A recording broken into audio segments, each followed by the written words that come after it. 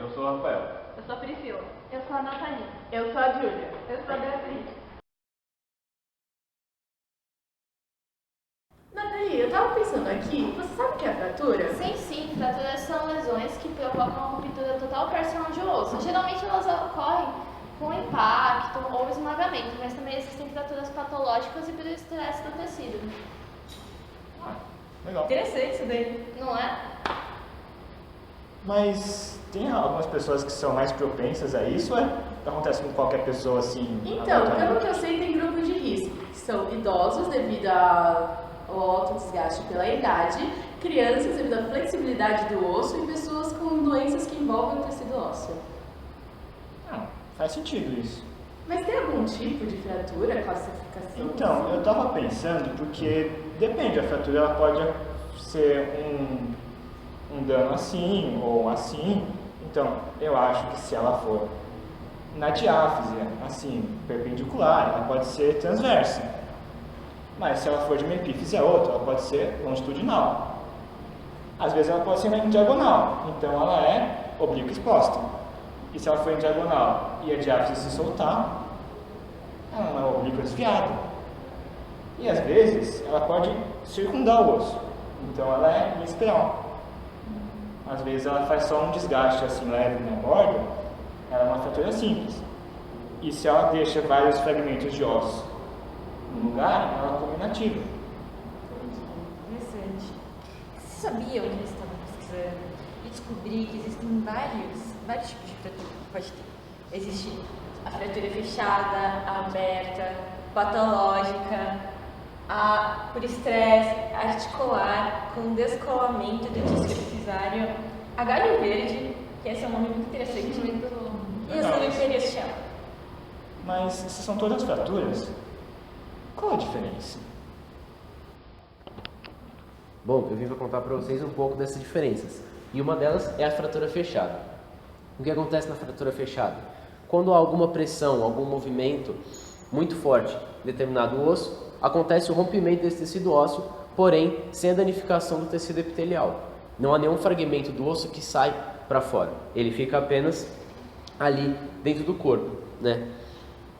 Esse tipo de fratura, ela pode não parecer grave, mas ela é, porque o osso fica totalmente danificado e sem nenhum tipo de movimento. Como que acontece a regeneração óssea da fratura fechada? São basicamente 4 etapas. A primeira é a resposta imunológica.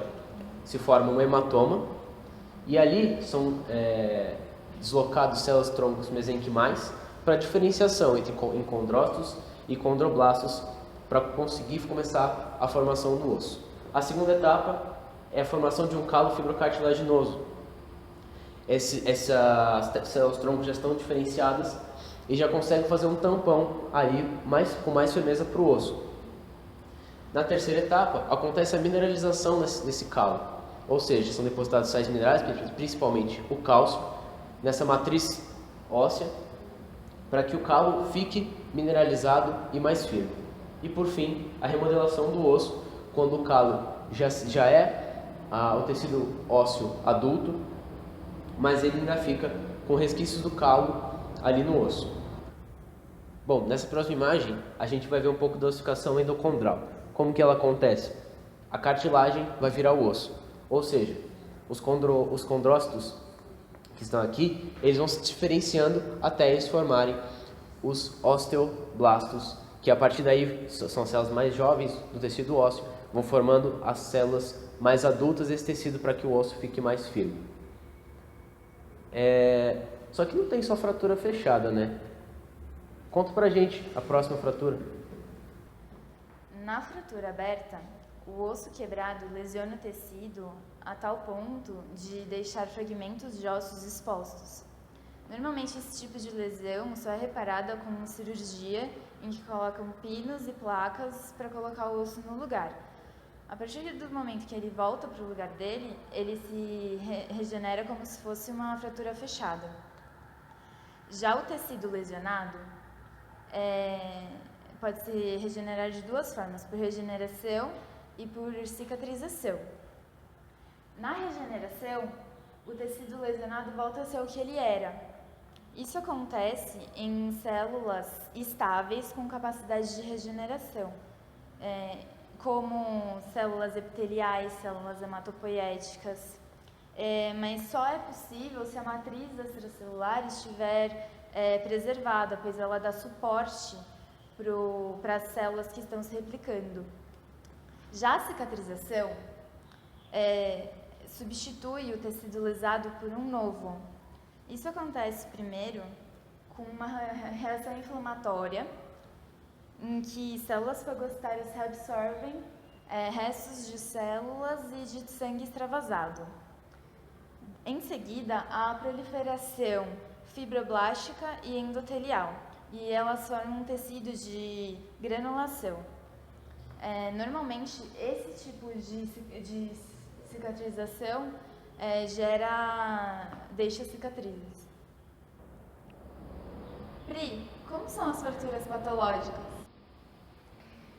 Então, eu vou falar sobre fraturas patológicas. Então, é errado a gente usar o termo fratura patológica, porque toda fratura é um processo patológico, porém, como mencionamos, se chamar de fratura patológica, toda fratura que ocorre sem trauma ou com traumas mínimos, como contração muscular ou uma queda de pequenas alturas que não deveriam ocorrer fratura, mas ocorre. Tem 4 tipos de fraturas patológicas, eu vou falar de cada uma delas. A primeira é a displasia óssea. O que ocorre na displasia óssea é que é uma alteração na morfologia do osso que pode provocar deformações ou fraturas futuras. Então, uma delas é a osteogênese, que é uma doença hereditária do mesênquima. E o que ocorre é que é uma deficiência da posição subperiostal no osso. Então, o osso cresce longitudinalmente, mas ele não cresce transversalmente. Isso faz com que ele fique fino e ocorra a fratura. A osteopetrose são alterações metafisárias de ossos longos de origem endocondral. Então, o que acontece é uma falha na atividade dos osteoclastos, então ocorre maior oposição do que reabsorção. Isso faz com que o osso fique denso, perca a elasticidade e frature. E também ocorre a ausência dos espaços medulares, que é a sede da hematopoese. Isso explica por que pacientes com essa doença possuem anemia. A terceira é a displasia fibrosa, que é a substituição da constituição do osso por uma proliferação de tecido fibroso, que possui traves osteoides com escassa mineralização. Isso faz com que essa região do osso fique menos densa, mais frágil e maior propensa a sofrer fraturas. Aqui a gente tem um exemplo de osteogênese, o osso está bem fino, porque não ocorreu a posição. Aqui a displasia fibrosa, e que não dá para ver direito, porque é de tecido fibroso, é bem poroso. E aqui a osteopetrose, que é bem denso, porque ocorre em maior posição do que reabsorção. A segunda são os distúrbios circulatórios. O que ocorre são aumento da circulação, alterações cardíacas, venosas ou arteriais ou locais, como a trombose. E a principal é a doença de Paget, que ainda é de causa desconhecida, acomete pessoas com faixa etária avançada. E o que ocorre é um aumento da circulação intraóssea ativa arterial, e por ser arterial e ativa, ela estimula os osteoclastos, ocorrendo uma maior reabsorção óssea e aumento da densidade óssea. Tá. Alterações degenerativas. O que ocorre? Para o nosso osso ser normal, é preciso ter um equilíbrio entre a posição e reabsorção. E para isso ocorrer, no caso da posição, é necessário ter um aporte proteico normal, vitaminas e hormônios como as gônadas, a paratireoide. Na matriz é preciso ter um aporte mineral e na reabsorção hormônios. E a posição é feita por osteoblastos e a reabsorção por osteoclastos. Um exemplo é a osteoporose. O que ocorre é uma diminuição quantitativa da matriz. Não ocorre a posição mineral do jeito que deveria ocorrer. Isso dá uma menor consistência óssea e deixa o osso mais frágil, porque não tem matriz óssea. Aí, isso é mais comum em pessoas que não têm uma atividade muscular, que são sedentárias, ou pessoas que estão acamadas há muito tempo, pessoas com pós-menopausa, hipertireoidismo, gigantismo e deficiência proteica. A osteomalacia e o raquitismo ele acomete crianças. Deficiência mineral. Nas crianças é mais comum perto do disco epifisário, da placa de crescimento, porque nesse local existem traves osteoides que necessitam de aquisição mineral, por isso que é mais comum lá. Nos adultos, como não tem placa de crescimento, é uma deficiência mineral generalizada no osso todo. Isso faz com que o osso fique mais fraco e seja propenso a fraturas. Aqui um exemplo de osteoporose. O hiperparatireoidismo é um adenoma de glândulas da paratireoide. O esqueci o nome,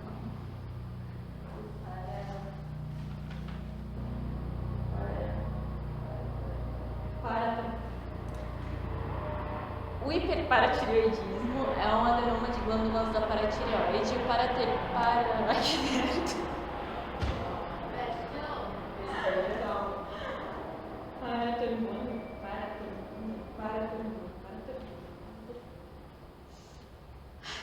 O hiperparatireoidismo é um adenoma de glândulas paratireoides.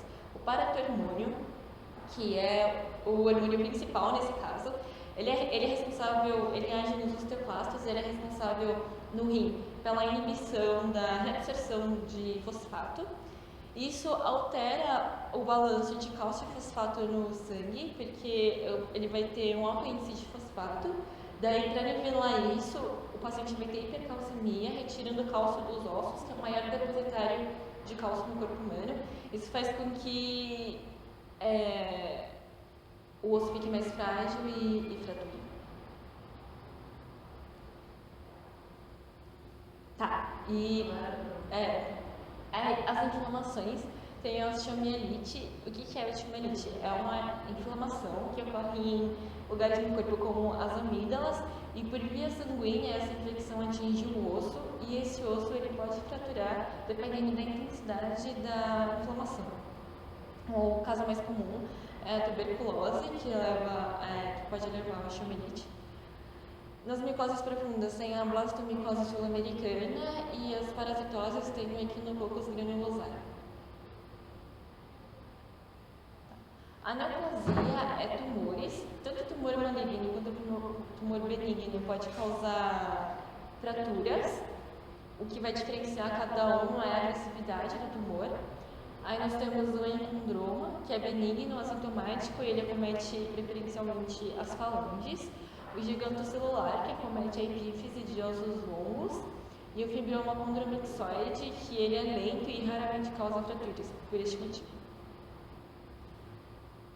Agora vamos ouvir sobre uma outra fratura. Bem, agora a gente vai falar um pouco sobre as fraturas por estresse. Esse tipo de fratura não é muito comum na população de uma forma geral, mas é responsável por assombrar muitos atletas. Essa fratura ocorre quando o indivíduo expõe seu sistema ósseo, seus ossos, a constantes impactos, o que geralmente é oriundo de atividades físicas intensas. Por isso, esse tipo de fratura é mais comum em atletas de alta performance e militares, porque eles possuem rotinas de exercício conhecidas como overtraining, de alta intensidade, longa duração e alta frequência. Esse tipo de fratura está muito relacionado com a remodelação óssea, que é um mecanismo muito eficiente, entretanto demanda um tempo. Constantemente, os osteoclastos estão degradando tecido ósseo degenerado ou velho, para que os osteoblastos possam sintetizar tecido novo e proteger o osso, principalmente na região superficial dele. Esse mecanismo ele demanda um tempo, e esse tempo é vital nesse processo, porque quando há muita deposição de cálcio em excesso, ou seja, muitos dos osteoblastos sintetizam tecido ósseo novo, podem ser criadas calosidades e promover uma certa rigidez naquele osso, o que pode cercear movimento e não é uma situação agradável. Enquanto, por outro lado, se pouco cálcio é exposto, eu vou tossir.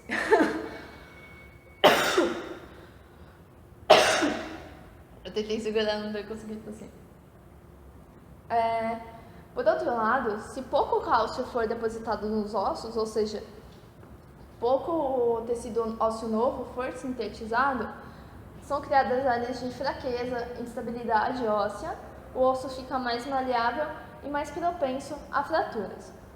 O que acontece muito com atletas de alta performance, pois eles estão constantemente expondo seu corpo a atividades intensas, a choques, a impactos, e sua rotina de exercício não respeita esse tempo de remodelação óssea. Então, antes que as fraturas, as microfraturas, as áreas de instabilidade tenham desaparecido, o tecido ósseo novo tenha sido sintetizado, eles impõem novos impactos. E assim, a longo prazo, são criadas áreas de instabilidade e quando ocorre um choque comum, uma tropeção, ou no caso da luta, é feito um golpe normal, pode ocorrer a fratura, porque já é uma área de instabilidade.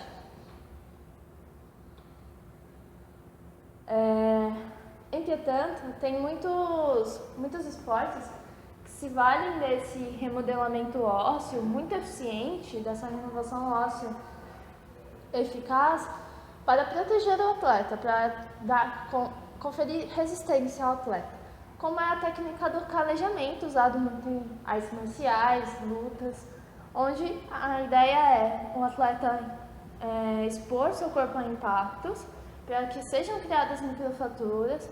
Dessas microfraturas, após a regeneração, surjam calosidades, e essas calosidades, que são feitas com tecido ósseo novo e resistente, o protejam em hora de combate, ou seja, que ele sinta menos dor, que ele sinta menos necessidade de parar em caso de impacto naquela região. Entretanto, essa técnica pode ser muito falha quando não se respeita o tempo, como foi o caso da fratura do lutador Anderson Silva, de MMA, que possui uma rotina intensa de exercícios e teve uma fratura em um momento de um golpe que ele usava comumente. Bem, agora vamos falar um pouco sobre as fraturas articulares. Bom, vamos ver agora um pouco da fratura articular, que, como o nome diz, acontece em articulações. Portanto, as mais comuns são no punho, cotovelo, ombro, quadril, joelho e tornozelo. E já que na articulação, as áreas afetadas são mais as cartilagens. E como cada fratura tem um tipo e uma... Vamos ver agora um pouco mais sobre a fratura articular, que, como o nome diz, acontece nas articulações. Portanto, ela acontece mais no punho, cotovelo, ombro, quadril, joelho e tornozelo. E como cada fratura tem uma gravidade e um local, existe uma classificação para a fratura. Ela é baseada em tipo, grupo e subgrupo, dependendo do local e gravidade. E uma fratura, ela pode acontecer fora da articulação, como os tipos que nós já vimos, ou ela pode acontecer dentro da articulação. E se ela acontecer dentro da articulação, ela ainda é classificada como sendo parcial ou completa. Aqui temos um corte histológico de uma articulação, onde vemos a parte de cartilagem e a parte do osso, com todas as células que os compõem. Aqui nessa imagem abaixo, temos um fêmur e as várias possibilidades de fratura dentro da cápsula articular. Na imagem da esquerda, temos uma fratura num pulso, onde houve como é o nome disso? É ruptura? Aqui na imagem à esquerda, temos uma radiografia de um pulso, onde houve uma ruptura da úmina.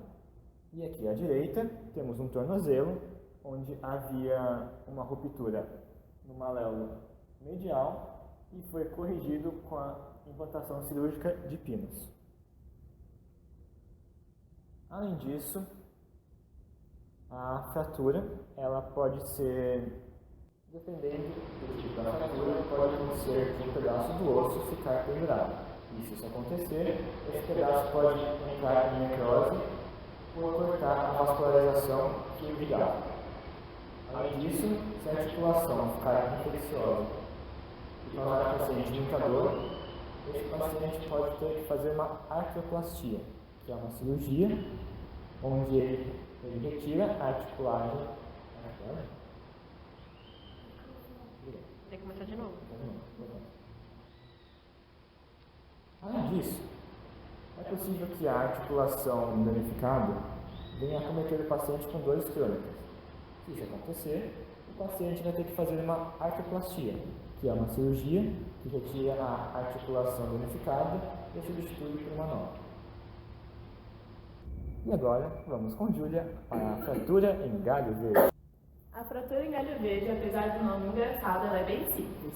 É uma fratura que ocorre em ossos jovens, quando eles se dobram, há uma quebra parcial do osso, ou seja, uma fratura incompleta. Esse tipo de fratura acomete principalmente crianças devido à flexibilidade óssea. É uma fratura que ocorre muitas vezes no antebraço, na tíbia, na fíbula e no joelho. Raramente no húmero e no fêmur devido à estabilidade óssea. Nessa foto vemos uma clavícula com uma fratura em galho verde. Podemos ver que um lado do osso está intacto e o outro está lesionado. Aqui podemos ver a parte histológica dele, que é uma cortical intacta, que sofre compressão, e uma cortical danificada pela fratura, sofrendo tração. Isso dá uma angulação que pode ser identificada pelo raio-x.